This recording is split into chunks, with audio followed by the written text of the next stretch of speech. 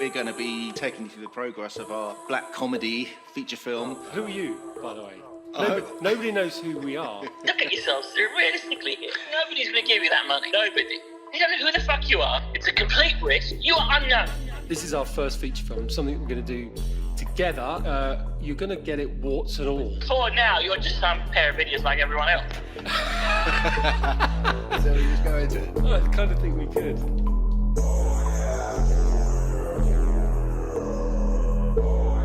This is DIY Cinema Cult.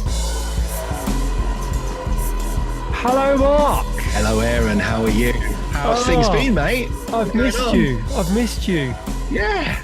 We've had a proper kind of, we had a little break, I suppose. We went on a summer holiday. We were on our hollybobs. Yeah. Yeah. We had a break, didn't we? We had a kind of I didn't think we even talked about that we were going to have a break, but we just kind of had a break in August. We were on a break, me and you. Yeah, we were giving each other a break. We were just having a break from each other.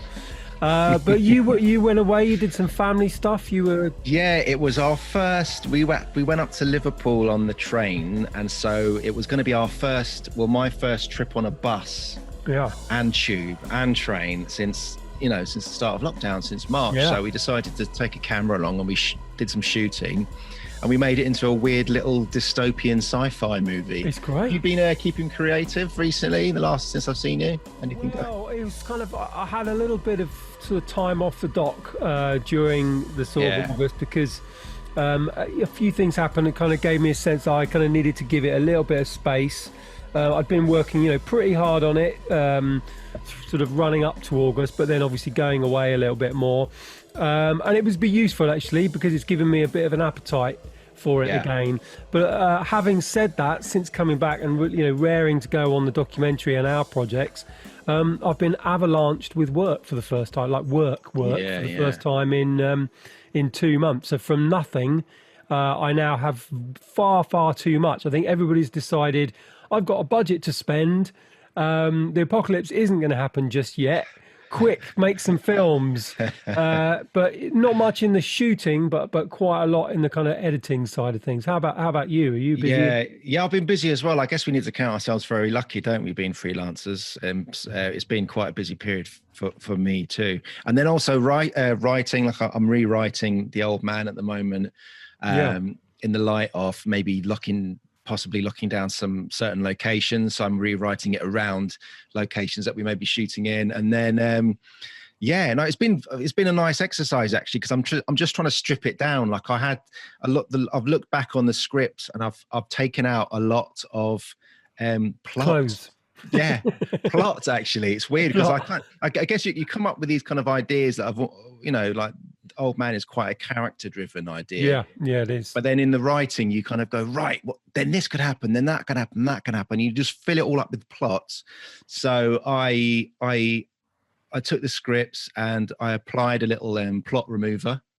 Just sprinkled it on. Is that like a plug-in you can get for you just sprinkle it on, comb it through, leave it for 24 hours, then you vacuum it out, and the plot is gone, Aaron. It's vanished. Oh, is it like an AI that you can kind of apply to your script writing software of choice? No. I basically just went through the scripts and went, right, it's lots of lovely stuff that I liked, but I was like, this is really plotty. This is just me kind of trying to drum up things that they can experience as they can go through.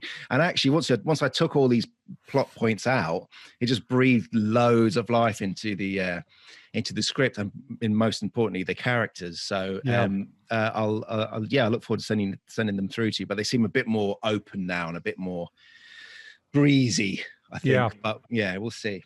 Well, it particularly is because The Old Man is, in a way, is there to kind of get us going, isn't it? So that the idea of the project is something that's achievable, and plot, let's face it, always is like somebody going from one place to another, or some things happen, and this always seems to add production in some ways, but conversations can happen anywhere. They can be flexible. And character, obviously, things that happen to people can affect their character, but generally, it's particularly in comedy, I guess. Generally, performance is all about the relationships between the two characters, and in some way, you don't need the trappings that you would with a more plot-heavy film. Yeah, well, yeah, exactly. And what I felt was happening was I felt there was lots of plot that I'd kind of ladled onto the characters that wasn't necessarily genuine to those particular characters. It wasn't coming from them necessarily. It was stuff that I was kind of imposing onto them. So once I kind of took certain chunks of that out, then I was like, the characters had a bit of space to kind of, you go, all right, what would these characters really do in this situation? If they're alone in a caravan on their own for a second, what are they going to say in the car journey? At first it was like, because of these characters and the relationship they've had, the car journey would be quite quiet. Actually, I had lots of dialogue kind of going in, and I suddenly went, actually, that's not quite genuine. You start to get to the crux of the actual characters and what would really be going on between them, rather than trying to impose plot on them. So it's been quite a good exercise, actually, in terms of just kind of rewriting and redrafting scripts. So the producer in me obviously is quite happy that you've probably got rid of that whole scene in the Death Star. And when the aliens attack, and we've no longer got kind of flying robots or anything like that. Good. Just lots of talking. Just lots of talk. Lots of talking in a caravan. Yeah, it's nice and cheap. Caravan sounds expensive. Can we slim it down anymore? Yeah.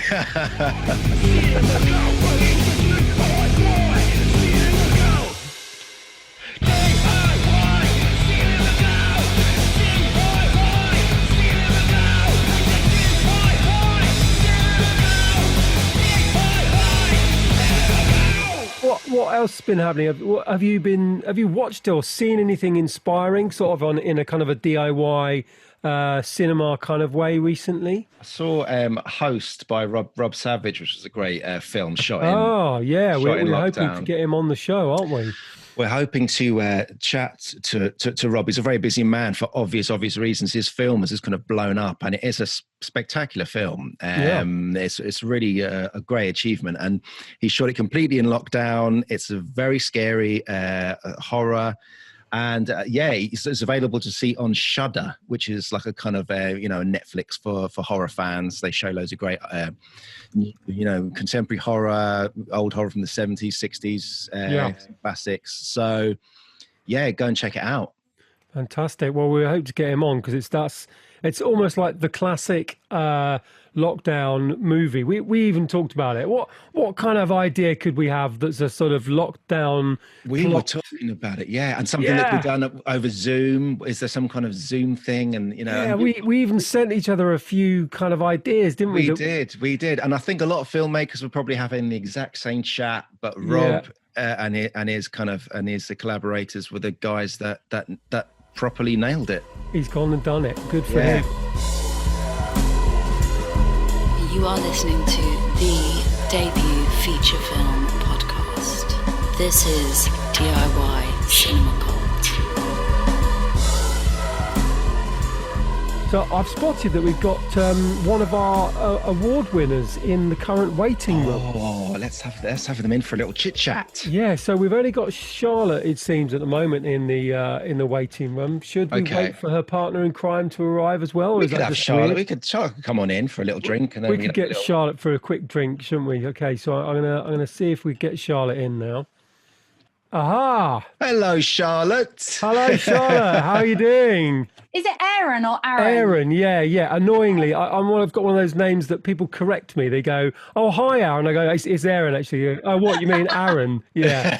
I get that all the time. I blame my hippie mother for giving me the specific expression there. That's fine. Aaron is good. Yeah, I've been really enjoying all of your self-recorded stuff recently, Charlotte. Yes. It's been cracking me up. At least somebody is. Yeah, it's no. I tell you what, it's been cracking me up. Particularly your latest incarnation, which we'll obviously put links to on the site and everything of your Liverpudlian. But where's she from? This character, this amazing. Oh, Instagram. that's a good question. I think loosely was saying Merseyside. Yeah. Perhaps Crosby. Oh wow, that is quite specific. Yeah.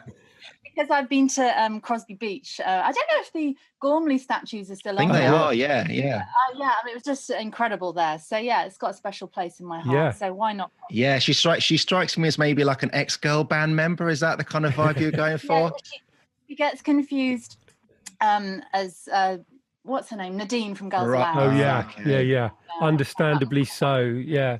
Well, I think we've got your partner in crime who's just arrived in the waiting room, so I'm gonna let her in. There she Hello, is. Danny. So guys, tell us a little bit about yourselves. You're both very talented actors, clearly, and you're winners. You're glorious winners of our Winners, the DIY Cinema winners. Cult Hooray! 1 Minute Film Festival. But maybe start with you, Charlotte. Tell us about yourself. Your kind of what's going on in your life, career-wise, and stuff. Well, for a long time I worked in TV actually, up until 2012. I had about a 15-year career in TV production. Oh wow. And then the lure of acting was just too strong. I was working at the BBC and they offered redundancies, so I took redundancy and never looked back. Excellent. But Fantastic. because Danny and I are in a similar position because we're a certain type. We're sort of a little bit, sometimes a bit stuck in the commercial world. Right. And so that's why we loved doing this, didn't we? Because it was just so nice to do something completely different. Yeah. And a bit dark. So whereabouts were you in the BBC? Were you at TV Centre or? Yeah, mainly TV Centre. Yeah, most of the time, a little bit up the road on the White City Complex. I don't know what it's called now. Yeah, but Broadcast Centre or? The Broadcast Centre and the Media Centre. Media Centre, yeah. I think but mainly TV Centre. And I loved it. You know, I was very happy there, but just didn't want to be there when I was 65 with dust on my shoulders. Yes, because there's a lot of people there who are 65 with the dust on their shoulders. Yeah, and I sort of saw my future mapped out and I thought, nah, I've got to get out while the going's good. Yeah. And what about you, Danny? What's your kind of background? Well, I've been doing commercial stuff for most of my career, really. I used to do a lot of modelling when I was younger and lived abroad for quite a while. And since coming back to London, I've been doing more acting, but as Charlotte said, we tend to do a lot of commercial stuff. We actually met on a Garnier commercial. Where, There's a story there, I can tell. There's a story. Yeah, there was quite a few of us, and we all had to have our hair dyed, and everyone was kicking off about their hair. Me included. Prima donna. That was 5 years ago, wasn't it? 5 years ago.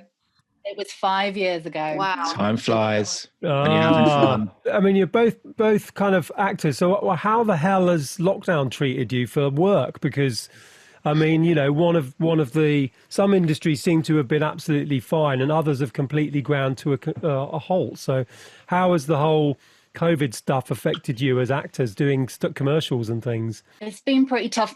Personally, I'm quite lucky because I've got a little home voiceover studio. Oh, yeah. So I've done bits and pieces of voiceover, not by no means loads, but that sort of has kept me ticking over.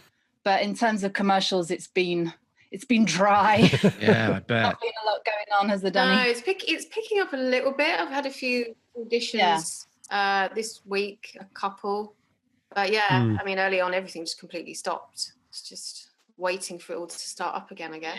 And I noticed you do some videos together as well, some kind of comedy sketches and stuff. Is that a regular thing? Do you guys kind of collaborate quite a lot? We did before lockdown, obviously, because we don't live that far from each other. So generally it would be along the lines of, I've got a new wig. What do you think? Great reason. The basis of most of our characters and our sketches were wigs. So we just get together and stick our wigs on and come up with an idea and then just improv. Yeah, we love a bit of improv. couple of hours on the sofa, put the iPhone on and see what happens. It's quite liberating for comedy actors, actually, as in, I've sort of obviously noticed there's been a real rise in the kind of the sort of work that you guys are doing, and Bob Mortar and stuff, is that you don't have to think about production value to the same level, because obviously it's all about performance. Comedy can be done with very little production value with a phone camera, as long as the characters are good and as long as there's an interesting kind of bit of dynamic between the characters. Yeah, I loved Bob Mortimer's Train Guys. Oh, it's amazing, isn't it? Yeah. When that turns up on Instagram, I'm like, oh my God, it's another one. It's just so exciting. Yeah. Alco-lols. Yeah. And I think I've heard an interview of his saying that he loves doing Instagram and YouTube or Twitter videos, because it's just like, before you'd never get the chance to broadcast characters or sketches like that, but he can just throw stuff off the internet and see what works, and then it doesn't have to be polished. Yeah. You can fuck it out and see what the reaction is, and sometimes you think, oh, this one won't go down that well, and you get a really good response. So it's just quite nice to test the water with it. Yeah. And I mean, has anything like that you've done in that kind of Instagram kind of thrown up sort of way, has anything of that sort of turned into commercial work in some ways? People have seen stuff and gone, oh, I like that. And it's, as in, is it a kind of a showreel in some weird way for commercial stuff? It is generally the first place people go now, isn't it? For actors and photographers and whatever, like anyone in the creative industry, they go straight on Instagram and check out what you've been doing. So I don't think it hurts. And it is an easier way than actually doing a show reel. I think definitely. My Instagram is probably a better showcase than my actual show reel sometimes. Well, show reels date so quickly, don't they? So it's nice to be current. I was once on a job, I don't know, probably 9 months ago, and one guy basically told me I'd got the job on the strength of a video he'd seen. I mean, this doesn't happen very often, but that did happen once. So that was nice to know that he'd, I think it's because you can show a bit more of your personality. Yeah. Because a lot of the time, because of the work Danny and I do, it's all a bit bland. Yeah. A bit glossy sometimes. And so I think people can have a preconceived idea about you. So it's nice to show, the real you. Yeah. Bland and glossy, but goodness me, it pays the bills. And we can't look it. I think years ago it used to. It's not so much these days. Yeah. So do you both write as well? Do you both write material? Or you said improv and that. Yeah, I think it's more improv. But actually, Danny, we did a short called Getaway Car. I don't know if you've seen it. And Danny wrote that. That was brilliant. She's more of a writer than I am. Yeah, I quite like writing. I like writing dialogue. We've come up with ideas together before, and we'll sort of come up with a general idea, and then I'll actually write it, which is what we did with Getaway Car. So that was really cool. That was the first time we sort of auditioned another actor work with us. We found a great guy on Mandy. He was brilliant, real find. Yeah. It's just all fun, really, isn't it? It's all a work in progress. And I think because we do the bland and glossy stuff for work, it's nice. It's great that Charlotte and I got together and we both kind of trust each other and work together really well. And, we're not afraid to say to each other, I don't really think that works or whatever. So it's quite a good little partnership, really. And it's quite rare, I think. I mean, no offense to anybody else who works in the industry, but it's just quite rare to find someone who's, on that real wavelength, on your wavelength. So I was very chuffed to meet Danny and, find out that she was up for mucking around. Yeah. Oh, you guys. I don't know what I'd do without her, really. Get home on my own with my phone. With the intermittent kind of frame dropping, I can see she's actually blushing at this moment. So let's talk a little bit about Sanchi. So obviously winner of our, or co-winner of our 1 minute Freaky Film Festival. It was, of course, going to be the only winner until we had that very late entry. I know. We were like, oh my God. We thought we were in with it. We thought we were there. We were gonna get... And then that came in at the last minute, like, shit. We're going to have to get the trophy. I know, but I think it was sort of a nice kind of blend because your film was very sort of dark and it had a kind of interesting, cyclical. There's like, is it a loop? It's a kind of smart, conceptual idea in there. So talk a little bit about coming up with the idea, particularly obviously as it was a kind of locked down idea. Danny? Well, I came up with the initial idea of the fight like the social distance. Yes, that's true. I thought that would be quite good visually. Because I used to play a lot of Tekken as well and Street Fighter when I was a teenager. And the characters sort of jumping and they're about to fight and then they're quite far away. Yeah. That was the initial idea. And then we both talked about wanting to do something on a loop, hadn't we? Like a while back, we'd actually talked about doing a little short film around the time we were doing Getaway Car, something that repeated. So we knew we quite liked that idea. So we were just going to like completely improvise it. But then I think on the day, we decided we needed a shot list. So we did have a rough structure, didn't we? Yeah. But we talked about the fight, and then Charlotte said maybe we should have a little bit more of a narrative. And then I think you had a little look around your house, didn't you, and found the monkey? Oh, yeah. I thought I'd like one of the characters to have something that the other one wants. Oh, yeah. And I asked my husband if he had anything, and just like a little talisman type thing. And he had the 3 monkeys. And I was like, that's perfect. Yeah. And so we had that. And I bought a, what's it called? A gimbal. Oh, so, yeah. So that was really handy. It gave it it still looks like it's shot on an iPhone, but it's got a slightly smoother look. Yeah. It was great. And I love the music. Where is the music from? Well, the music is down to my husband and his... Do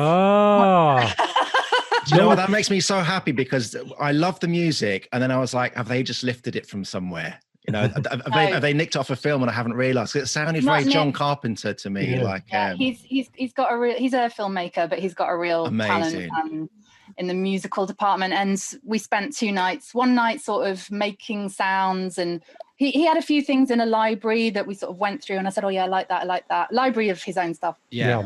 And then I described the kind of vibe that we wanted. And then the next night we laid it to the picture. So that was a really fun couple of nights, actually. Yeah. And so yeah, it's his work, but so I do feel like I was involved in the direction of it. Yeah, and I like that kind of retro vibe with the music as well. Yeah, I loved it. DIY Cinema Club.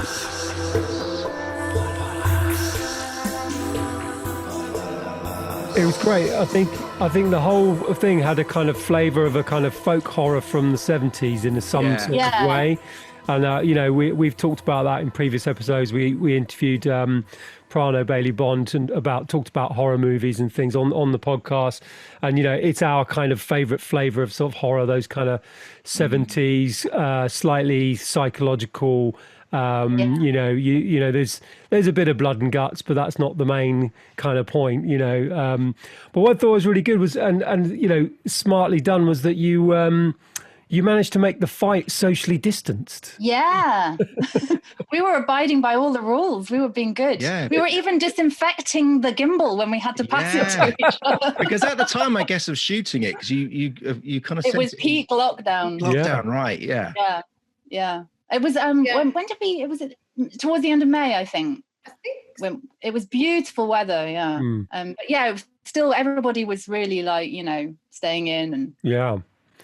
But the conceit, the fact that the powers that you had over each other kind of needed 2 meters apart, I thought was really kind of smart. Yeah. You're making virtue. But that was all Danny's idea. Yeah, I think you're making a virtue of the fact that you had to stay 2 meters apart, and you sort of turned it into part of the story, which I thought was very DIY in its thinking and using what you have. Yeah, that's what I loved about it, was that it was clearly a lockdown film in the sense that it wasn't trying to pretend to not look like a lockdown film. Yeah. It was that you had a chase and a fight scene where you clearly had to be separate physically and shoot it in that way as well. Yeah, I thought it was fantastic. I think we enjoyed the fight a bit too much, actually.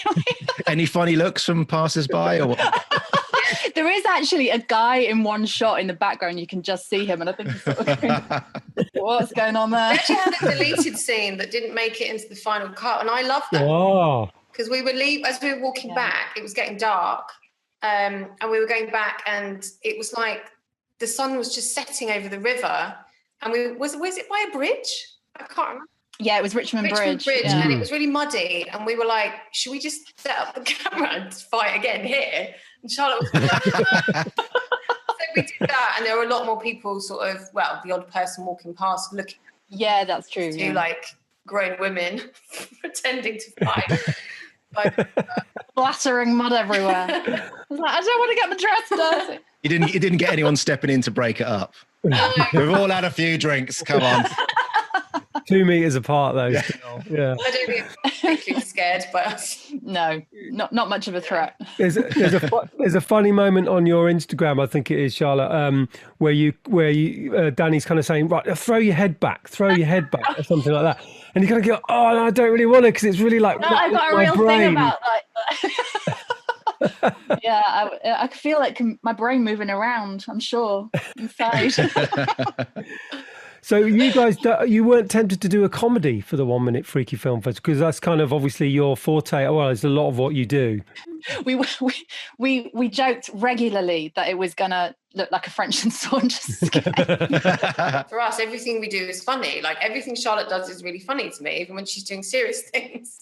So the chasing after each other was hilarious when we watched it back. We were like, this is really funny. How is it going to read as, scary or freaky? Yeah. But I think once it all came together, I think when you put that kind of music on it, and I think it all just came together in the end, and no one said that it felt funny. Yeah, I really thought somebody on Instagram. Yeah, we meant to. But we didn't. Yeah. You decided to take off the Benny Hill theme tune and get Charlotte's husband to do the soundtrack. I want to hear that now. I want to hear that. We've got to hear it. Does just go to show the power of music, and how it can change something. Yeah. So, I mean, what kind of tips would you give people, sort of for making something that's kind of, literally with your mates? What do you think is a process? If people are feeling a bit stuck, as in, I don't know what to do. I want to make something I don't know what to do. How do you get ideas going, I suppose? That's a good question, isn't it? Well, often it's with wigs, as Danny said, but no wigs were included in the making of Sanchi. A lot of it is costume, actually, for me. Yeah. Improv, because sometimes we'll be like, oh, these wigs are really good. We're going to do Scouse hairdressers. And then we put them on and then we turned into like horsey sort of posh women. I think just go with your instinct, as boring as it sounds, and if you've got a little idea, like when we came up just with the fight and then we kind of, worked from that. And don't be afraid about what people think, don't worry. Because I think as long as you're creating, it's just, who cares? I admire anyone who puts an idea down and gets it made. Is there anything you kind of learned yourself about filmmaking, I guess, under such weird conditions?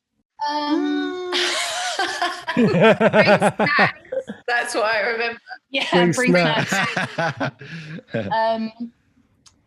I think a little bit of planning goes a long way. Just a little bit. I mean, you can tell I've never done a storyboard before. They're nicer than mine, I have to say.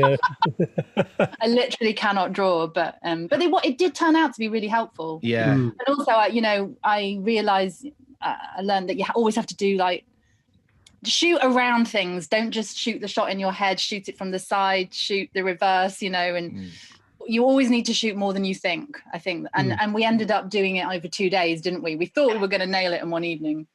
And also check the tides.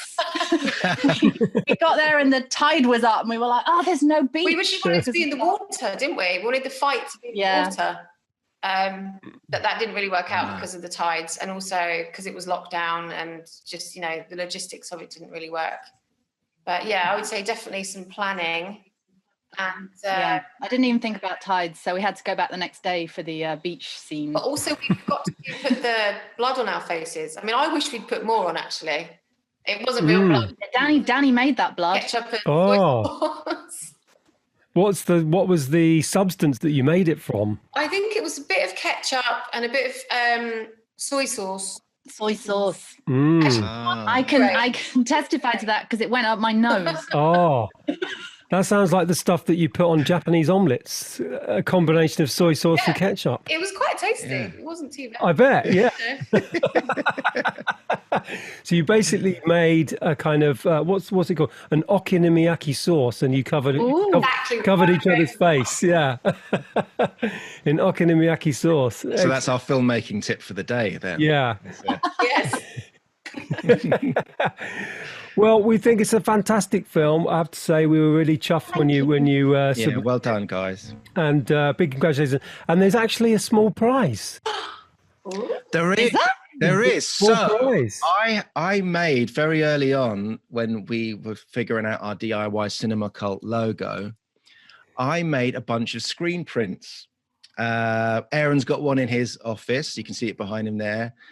I've got one in mine, but we are going to give you guys both. I think I've got enough to give you one each.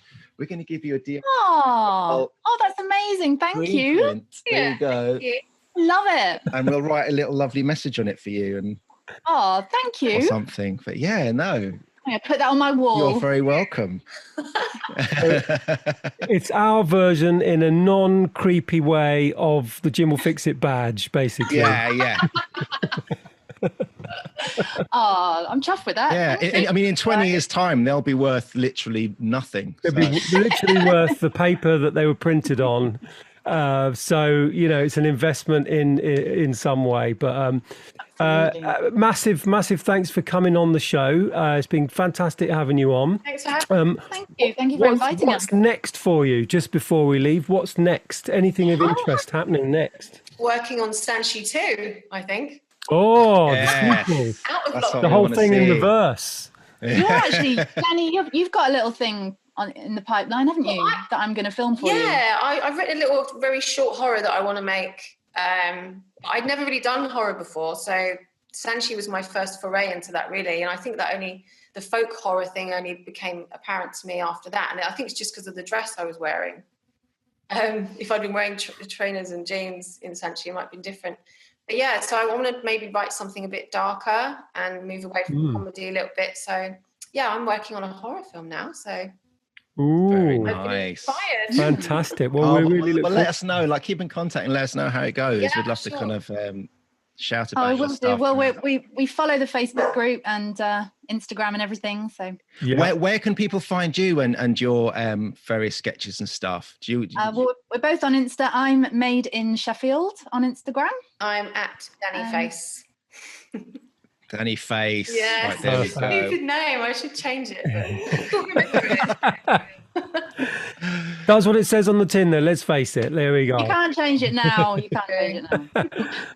Well, fantastic to hear from you guys. It's been a pleasure having you on, and I hope you enjoy the prints. I hope they go in the background somewhere so that whenever you're doing a Zoom call, somebody can see them in the background. Yeah, absolutely. And good luck with all of your. How did you describe it?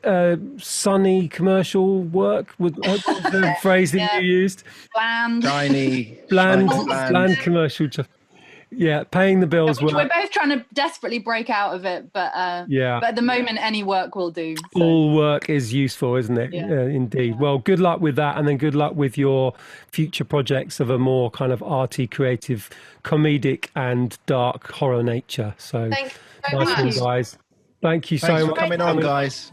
Yes, guys. Bye. Bye. You are listening to DIY Cinema Cult. That was good. Well done, Danny and Charlotte. Well done, Danny and Charlotte. That was lovely to have them on. They were lovely ladies, and they were very kind of. It was great to hear a bit about their kind of creative process, and interesting to hear that Danny's kind of thinking of branching out into a bit of horror there. That kind of sounds fascinating. And I love the fact that I'm quite chuffed personally that they put so much effort into their film for our film festival, specially made for our festival. So thank you, Danny and Charlotte. I as a bit of a muso as well, I wanted to play. You liked his rig. You liked her husband's rig. The husband's rig. There was all sorts of interesting knobs to twiddle there and buttons to press. I could kind of get the vibe. There was a whole modular synth thing going on in the background. Yeah, so we'll have to get his details actually for possible music for films in the future. Yeah, absolutely. So the other person we need to get on the show, and we'll maybe do this as a little edit, but the other person we need to get on the show is our good friend Jeff. We need to chat to Jeff. Yeah. Yeah. So he obviously made a lovely film with his daughter during lockdown. So in a way, there's a lovely sort of story to that because it's so touching, wasn't it? My heart melted when I saw that. I know, really, really was, and seemed to sort of sum up the kind of mood of the nation, somewhat kind of baffled by this new reality we're in, and from a child's point of view, watching it all kind of unfold. Yeah, it's this wonderful film. So we look forward to getting Jeff on the show as well. You are listening to the debut feature film podcast. This is DIY Cinema Cult. Show me the process. So people can see how bloody authentic their screen print is that they've got as a prize. Is it screen printed? Yeah. No, it's lino cut. So I've cut a lino block of the logo. Yeah. And then you roll the ink on and then press the paper on. So yeah. Offset lino. What does that mean? It's just a weird phrase that I remember from being at school. Offset lino. If you like, yeah, definitely. Offset to the left. Yeah. I don't know why. It's one of those things that stuck in my head. We're going to do offset lino today. Offset today, kids. Offset lino day. Offset lino. Mum, it's offset lino day. Yay! Yeah. Just wear your own clothes. And you used to have a little knife thing. Like, I don't know how you do. You're like a little knife thing. You sort of gouge out. Yes, that's what I did. This is what I did. Look, I'll show you. Look, I cut. There you go. My gosh. So that's it. Obviously backwards and upside down. Yeah. That's it. And then you kind of... and then you just roll the ink on, get it on paper. Bob's your uncle. Bob's your Barnett. Yeah. And that, and I think the authenticity level of it is like skyrocketing because it looks like a genuine thing from 1981 or something. Yeah. Well, that's what I wanted for DIY Cinema Cult. And of course it's, it's that lino cut that we see on all our logos everywhere. So on Spotify, on wherever we are, Apple Podcasts. I wanted our logo to be wherever we are, online or on a tablet, but to be an actual old school lino print. Yeah, I love it. Rather than it just be a font that we just tap out or whatever. No plugins, no Photoshop. No plugins. A bit like our, DIY Cinema Cult plot remover, which we should probably start selling. Yeah. Well, we've talked in previous episodes.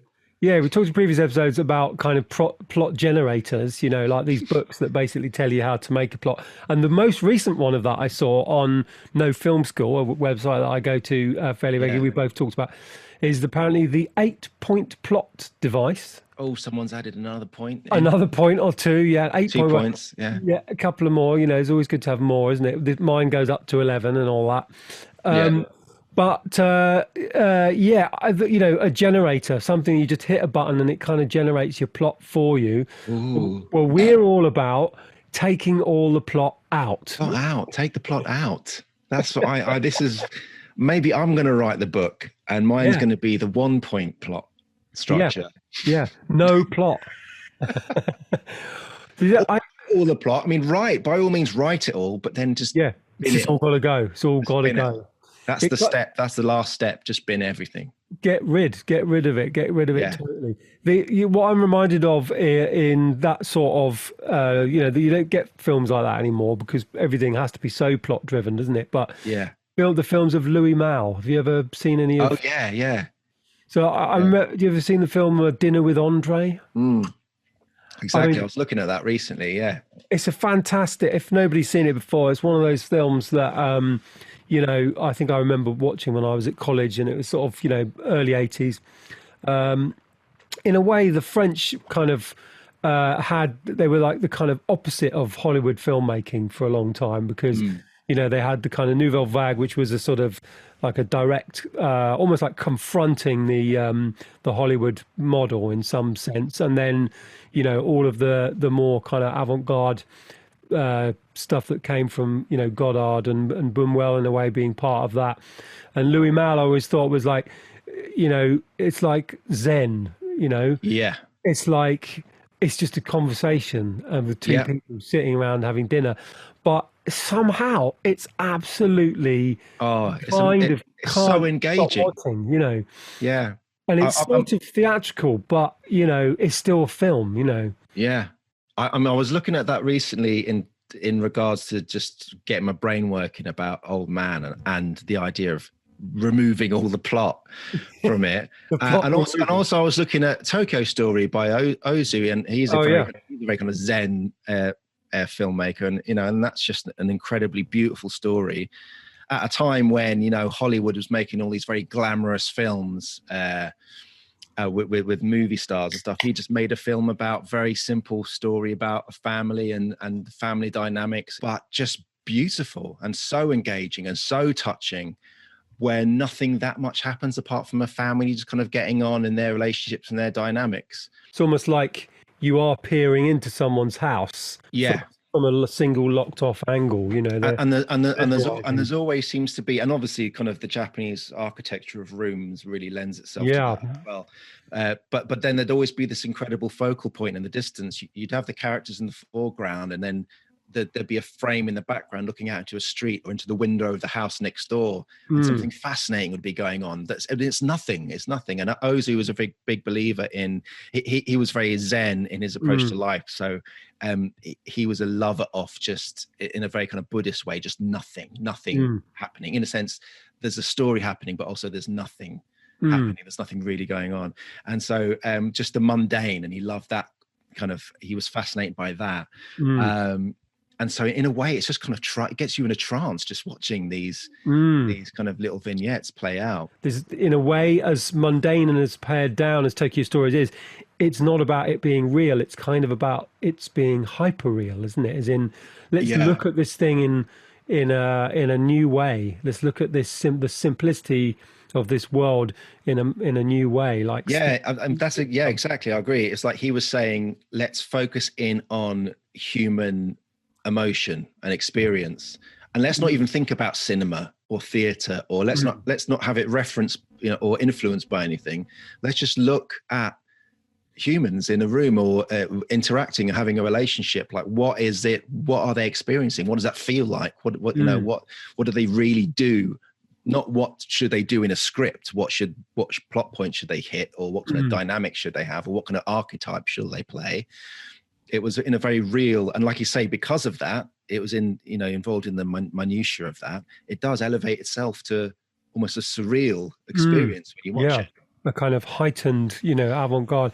So what do you feel like in The Old Man that where are those kind of moments, in terms of the story? What do you feel? Do you think that's in there, or is that something that you're aiming at with the writing? Well, I'd written stuff in like, or maybe they should go out and get really pissed up or have a crazy night, and then they lose the ashes, and then they have to find them again, and all of this stuff just seemed to be like, that could be a fun sequence, that could be funny and interesting, but it's not really getting to the crux of, it's these two guys that have to go on some kind of journey to the point where the dad wishes his ashes to be spread and scattered, and instead of having all these kind of zany plot occurrences happening, what if it is, what is it like to be with a member of your family maybe that you don't get on with, and to be kind of confined in, the space they're confined in.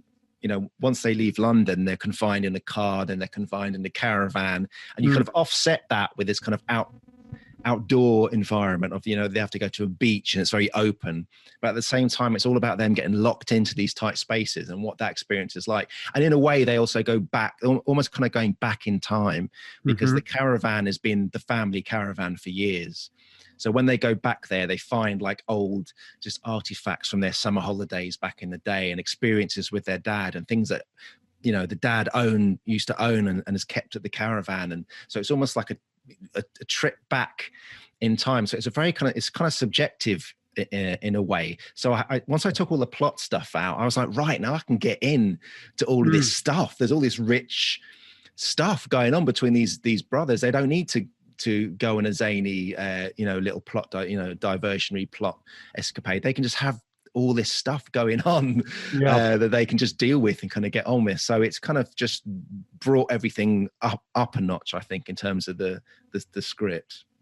I mean, where have you plundered from? Because obviously you've got a brother. A few nods to your upbringing, albeit obviously it's not autobiographical. Yeah. I mean, a little bit, but obviously not. Like, my dad's very much alive, and he was a lovely dad, and the dad here is horrible and dead. And then the brothers, me and my brother aren't as bad. We get on well. We don't, so it's almost like you kind of take, but obviously, yes, in terms of maybe socially, they come from the same background, I guess. but it's almost like having a touchstone or a starting point that you then build on. So as you're writing it, it feels authentic to you, you know. I guess because this one I wanted to get stuck in and start shooting stuff fairly quickly, so I didn't want to take on anything I had to learn too much about, maybe like a social structure that I needed to kind of research or anything like that. So it's just very much kind of what I'm well, you know, used to.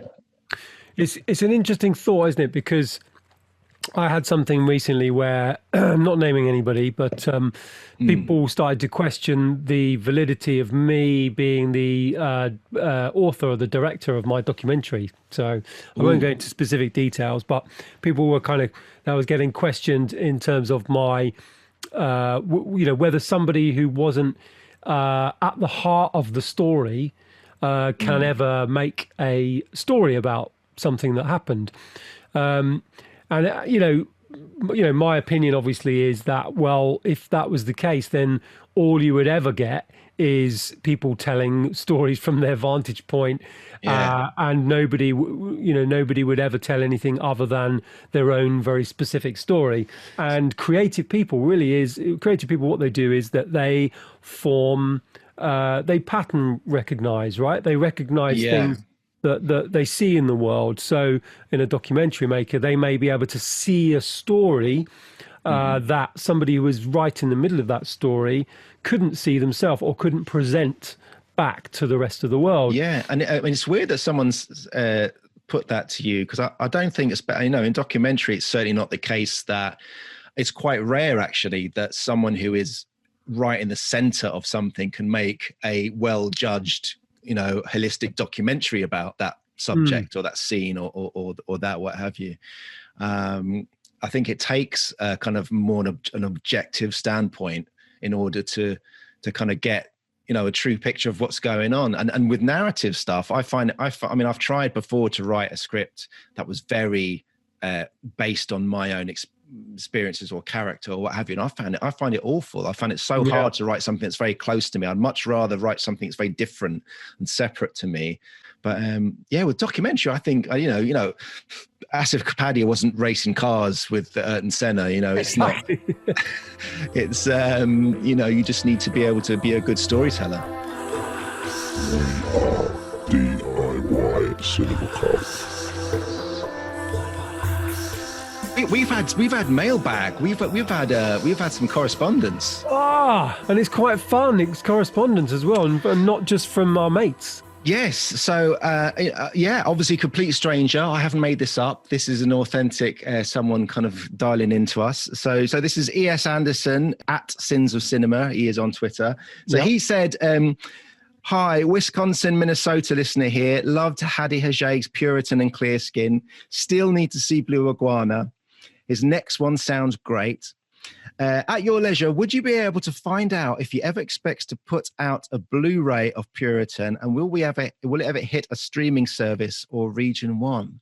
So there's a question for us, Aaron. We've become kind of like CFAX, haven't we? We're like a really slow Google, just for the people who've been on our podcast. I did send Hadi a little text. He said, in answer to your question, Mr. E.S. Anderson, he said, well, in one word, no. Unfortunately, that's pretty much it for Puritan. Plus, it's not something I have control over. But he's glad you enjoyed the film. And he says, do look out for Don't Leave Me next year. This is something that a lot of people don't realise, that the only reason they ever get to see a film is because someone bought it off the maker of the film. Yeah. So either someone put the money up and then someone was hired to make that film for that person or a company or entity, or for example, in our case, you go off, make a film, and this could be a DIY film, and then to get it out into people's eyeballs, you've either got to manually, sort of cinema by cinema, put it into those screens, or manually put it up on a streaming service yourself and hope people come, or you flog it. You have to sell it. Yeah. You have to sell it to an entity, a broadcaster, a distributor, etc. So, at that point, they've given you some money, and it's, maybe it's out of your hands then. That's it. It's all gone. So maybe you're very kind of powerful and you manage to retain some rights or some money comes in, but generally not. And generally, once it's gone, it's no longer yours. Yeah. So unfortunately, Hadi can't really have any kind of say or control in that. But unfortunately, no, it's not really available anywhere. But what Hadi did send me after that answer was a lovely picture of him in the bath. So I might, if you want, I could send you that, E.S. Anderson, because it's it is beard only. We don't see any, and by that I mean face beard. But I don't think Hadi will really want us to send you that on, so we'll probably keep that to ourselves. But well, it could be. Well, okay, yeah. I love the idea of that being almost like a kind of a perk of sending a message in. A picture of a face beard, a beard picture of Hadi. He looks very happy. He's full Rasputin in a lovely bubble bath. I mean, what more do you want? What more do you want, indeed? Yeah, well done, Charlotte. Well done, Danny. And, well done to you guys. We loved having you on the show, and well done for your brilliant film. Absolutely, and good to see you. And we could. It just strikes me, Mark, that we're in a different world now. We could just go for a pint. We could go for a pint. A delicious pint. Imagine that. In a pub. Let's go for a pint. I'm up for that, mate. You're on. This episode was recorded shortly before London went into super cool tier 2 lockdown restrictions, and so Marc and Aaron unfortunately did not go for their delicious pint. Oh, it's so sad. Okay, thank you, bye. Thank you, listeners. Thanks, listeners. Come again. Come again. Lovely to be back. Yes, it's lovely to be back, and see you next time. See you next time. Night, listeners. Bye. Love you. Love you.